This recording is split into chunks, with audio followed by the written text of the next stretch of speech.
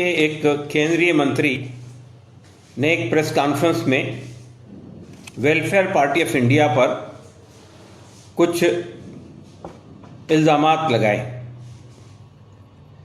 पहली बात उन्होंने ये कही कि वेलफेयर पार्टी ऑफ इंडिया एक रेडिकल ग्रुप है। दूसरी बात ये कही कि इस पार्टी ने केरला में यूडीएफ को 2019 के इलेक्शन में सपोर्ट किया था।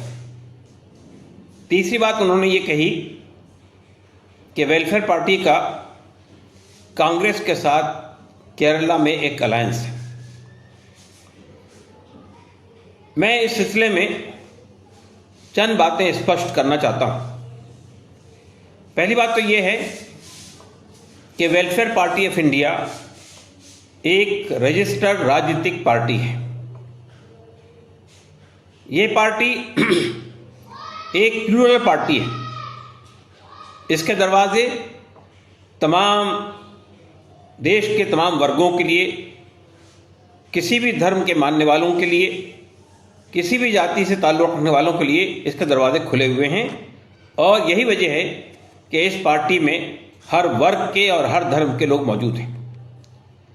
ये पार्टी 2011 से इस देश के 11 राज्यों में काम कर रही है।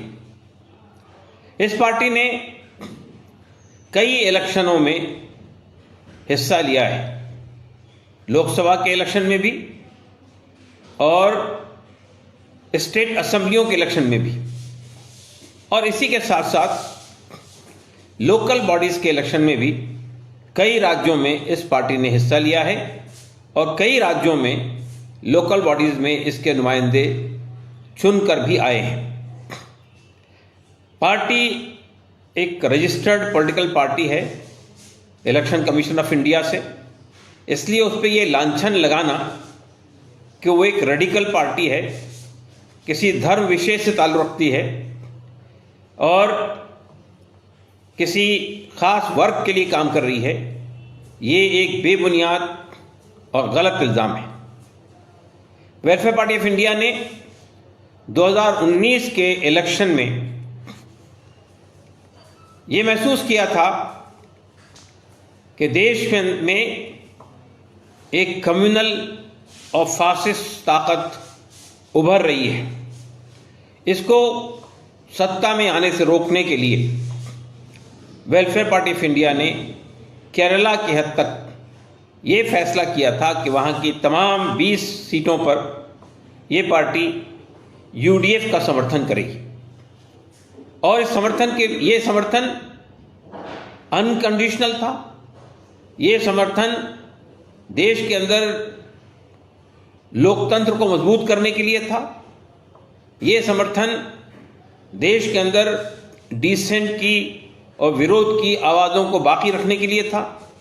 ये समर्थन देश में एक ऐसे वातावरण को पैदा करने के लिए था जिसमें देश का हर वर्ग और हर नागरिक सुरक्षित रहे और आगे बढ़ता रहे और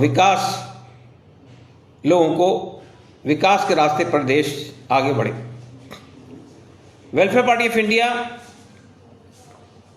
ने लोकल बॉडी के इलेक्शन में, अभी जो लोकल बॉडी के इलेक्शन केरला में हो रहे हैं, उसमें किसी सेकुलर पार्टी के साथ, चाहे कांग्रेस हो या लेफ्ट, किसी के साथ भी उसने अलायंस नहीं किया है। अलबत्ता वो लोकल बॉडी के इलेक्शन में सीट शेयरिंग के बुनियाद पर भाग ले रही है और ये सीट शेयरिंग किसी एक राजनीतिक पार्टी के साथ नहीं है, बल्कि हमारे दरवाजे हर सेकुलर पार्टी के लिए खुले हैं। 2015 के इलेक्शन में हमने 5 डिस्ट्रिक्ट्स में, केरला की 5 डिस्ट्रिक्ट में लेफ्ट फ्रंट के साथ सीट शेयरिंग की थी। फिर एक बात मैं ये कहना चाहता हूं कि वेलफेयर पार्टी ऑफ इंडिया इस देश के अंदर मूल्यों पे आधारित राजनीति के लिए काम कर रही है।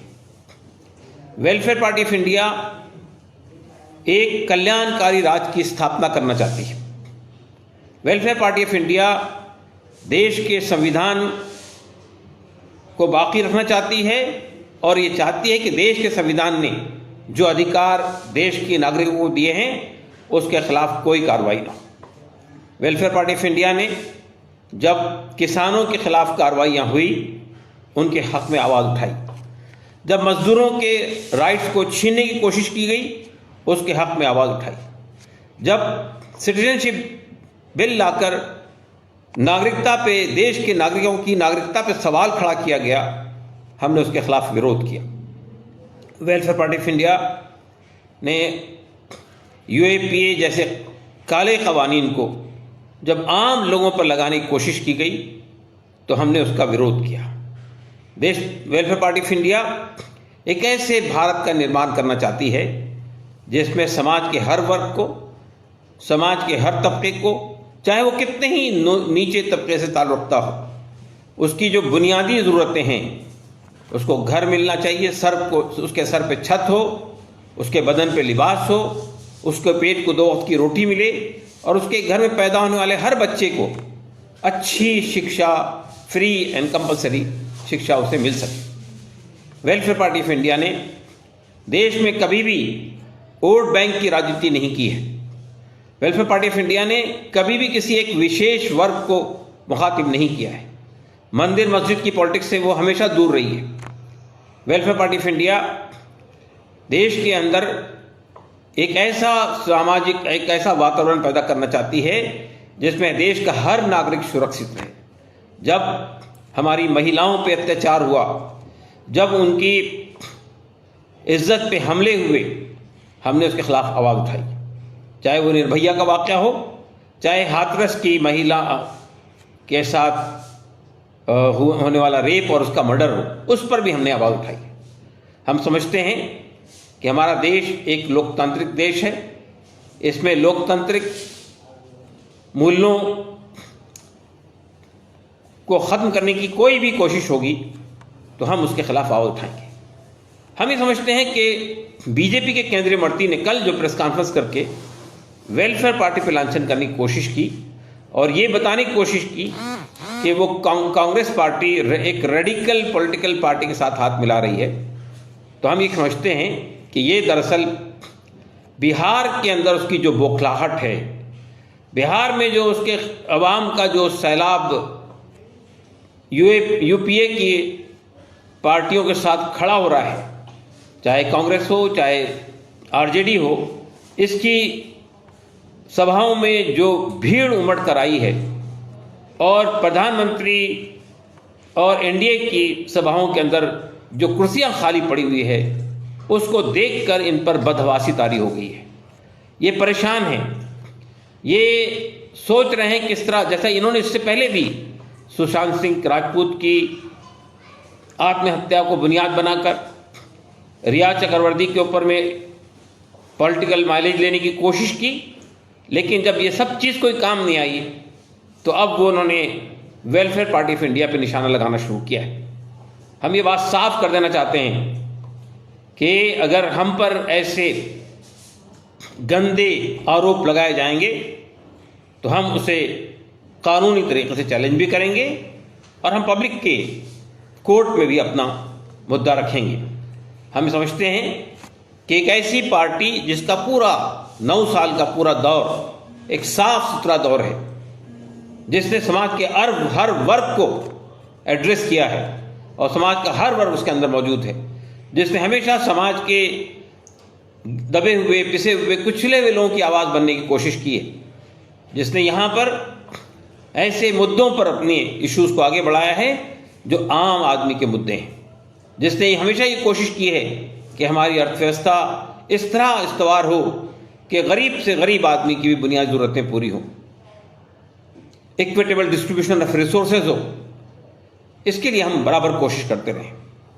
तो ये बीजेपी के केंद्रीय मंत्री का ये इल्ज़ाम, ये हम पर लांछन लगाने की कोशिश जो है, दरअसल उनकी वो बौखलाहट है जो बिहार में उन्हें नज़र आ रही है।